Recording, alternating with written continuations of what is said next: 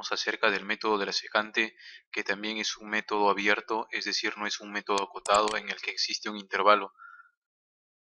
El método de la secante podría parecer muy similar al método de la falsa posición, puesto a que se tienen dos puntos iniciales x0 y x1, y además en ambos casos se traza una recta para calcular un nuevo punto. Pero la diferencia entre ellos es que el método de la falsa posición es un método acotado, por lo tanto los puntos iniciales x0 y x1 en ese caso vienen a ser los extremos a y b de un intervalo que contiene necesariamente a la raíz. Sin embargo, el método de la secante contiene dos puntos cercanos a la raíz pero que no necesariamente la contienen. Además, por otro lado, el método de la falsa posición, siempre que calcula un nuevo punto C, se fija si debe tomar el intervalo AC o CB, verificando el cambio de signo. Sin embargo, el método de la secante siempre descarta a un mismo punto, es decir, tiene x0 o x1, calcula x2, sus nuevos puntos son x1 y x2, descartando x0.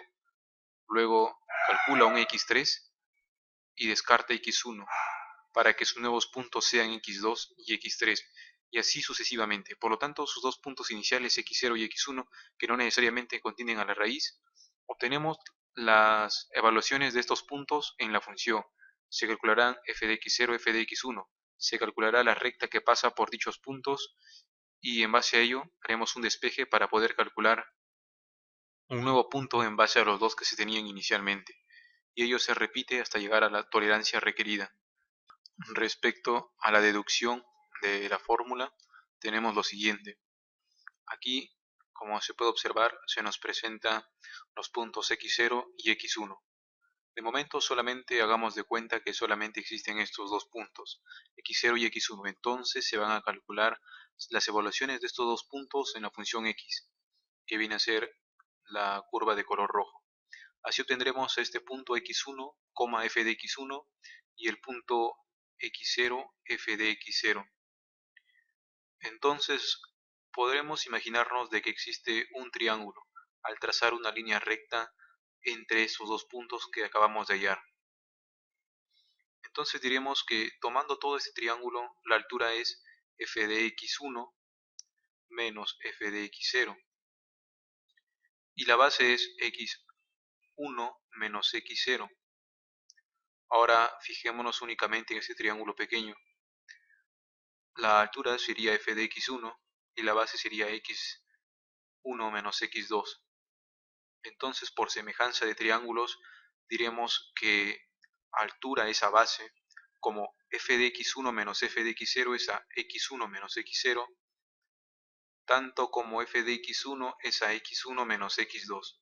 Y a partir de allí se hace el despeje de x2, el cual quedará en función de x0 y x1, que son los valores iniciales.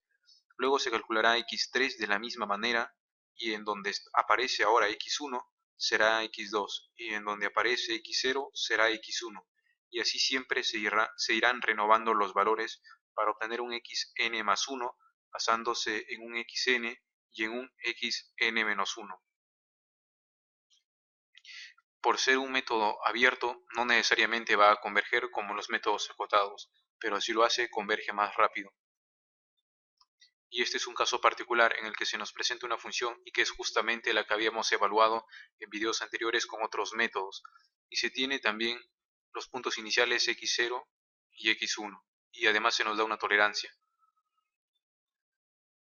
Respecto a la iteración, podría verse más laborioso si es que lo hacemos manualmente. Por lo tanto, vamos también a crear un programa haciendo uso del MATLAB. Los nuevos valores de x0 y x1 se actualizan y obtienen los valores de x1 y x2. Y eso se repite siempre que la tolerancia continúe siendo menor que el error, porque la idea es detenernos cuando el error ya es menor que la tolerancia que se nos pide. Entonces, de manera similar que en los casos anteriores, vamos a crear un programa para resolver el método de la secante. Tenemos siempre que empezar pidiendo los valores que van a ser necesarios para el funcionamiento del programa. En este caso vendrían a ser x0 y x1.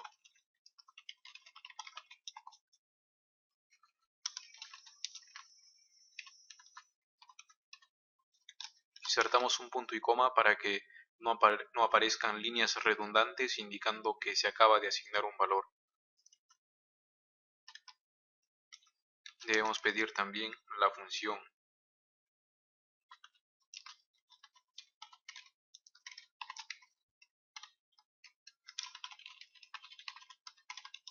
Dicha función es ingresada como una cadena y se almacena en CF. Por lo tanto, podemos convertir a una función inline dicha cadena.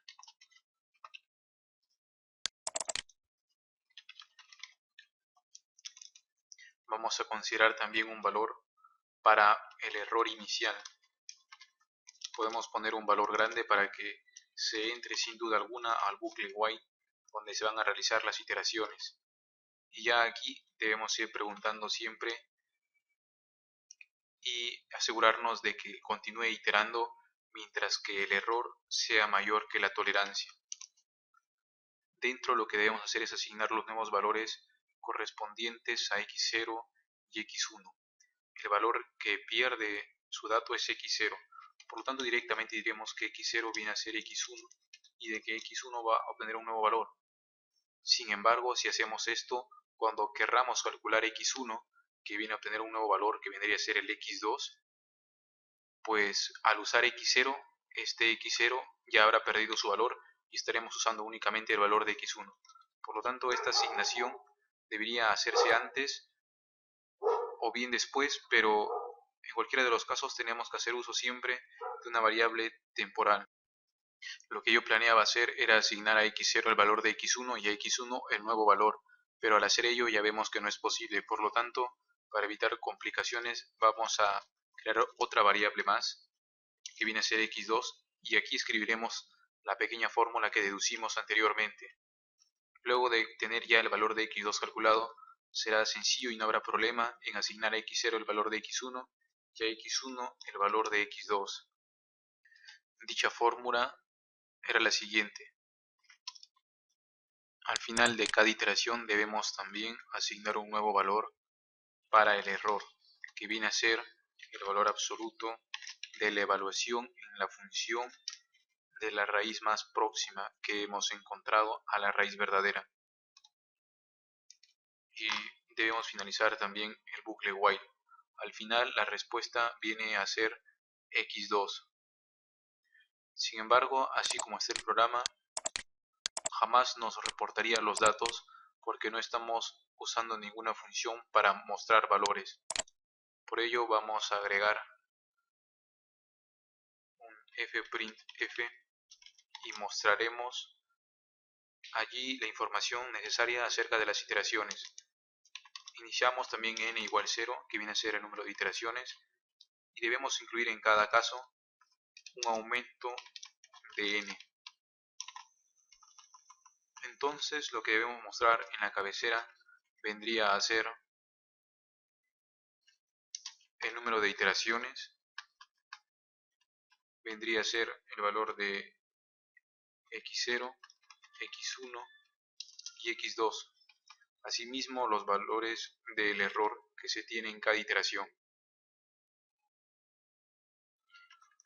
Y mostraremos entonces los primeros valores que se tienen antes de entrar al bucle.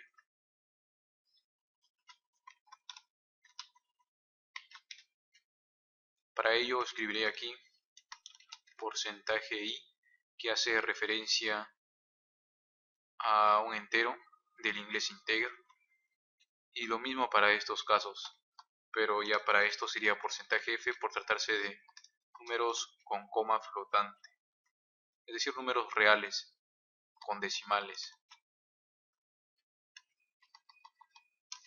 Al final debemos especificar los valores que tendrán estos.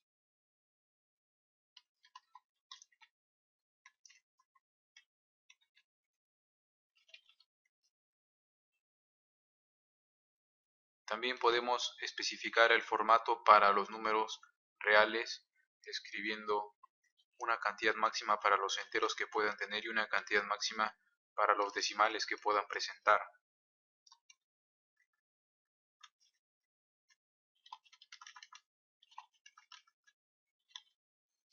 Y haremos eso mismo también en cada iteración, pero mostraremos dicho mensaje justo luego de esta línea, para que habiendo calculado x2 mostremos el valor actual de x2, de x1, de x0 y luego hagamos las reasignaciones. Asimismo, como queremos obtener el error correspondiente a este x2, cambiaremos el orden de estas operaciones. Incluso para la primera iteración podríamos obviar esto del error para que no aparezca el valor 100.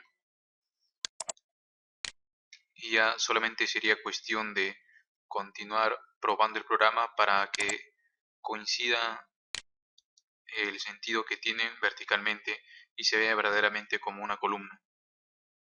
De momento guardaremos el programa para hacer uso del mismo y el nombre vendría a ser secante, que es el nombre del método que estamos empleando.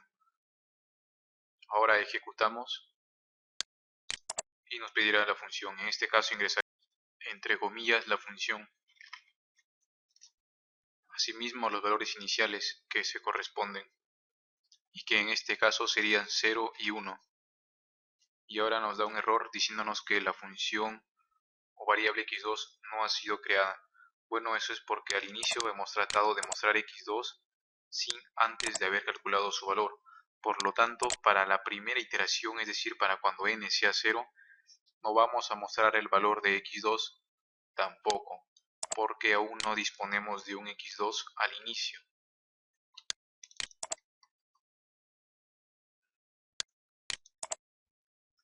Y ahora sí, ejecutamos nuevamente. Y ahora nos dice que la función o variable de toll no está definida, pues hemos olvidado pedir que el usuario ingrese la tolerancia deseada.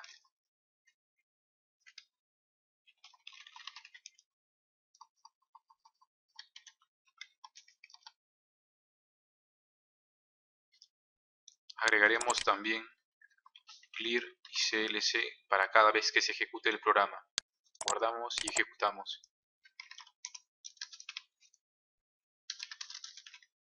Y pues ahora, como les decía anteriormente, solamente es cuestión de corregir un poco el alineamiento entre estos datos que presentamos para la cabecera, porque luego de ello la funcionalidad del programa es la correcta. Como podemos observar, cuando el error ya es prácticamente nulo o menor que la tolerancia, se detiene el programa. Y también, como observamos, la cantidad de iteraciones es pequeña porque el método converge rápidamente. Y al final llegamos a x2, que vendría a ser el que se aproxima más a la raíz buscada. Asimismo, debemos tener en cuenta que, por ejemplo, en este caso, el error que persiste en el programa sería un n0, ¿no? Por lo tanto, vamos a poner el incremento de n justo aquí. Guardamos y ejecutamos. La función era esta y los límites eran 0 y 1. Más bien dicho, en este caso los puntos iniciales, porque como hemos dicho, no está contenido dentro de un intervalo la raíz, sino que son puntos cercanos simplemente a la raíz, pero que no necesariamente lo contiene. Y converge más rápido, por lo que si yo pongo una tolerancia muy pequeña, de todas maneras converge rápidamente, a diferencia de los métodos acotados que tardan más en hacerlo. Y pues el resultado final sería 1,3688, lo que concuerda con las respuestas que también obtenían los otros métodos en los videos anteriores.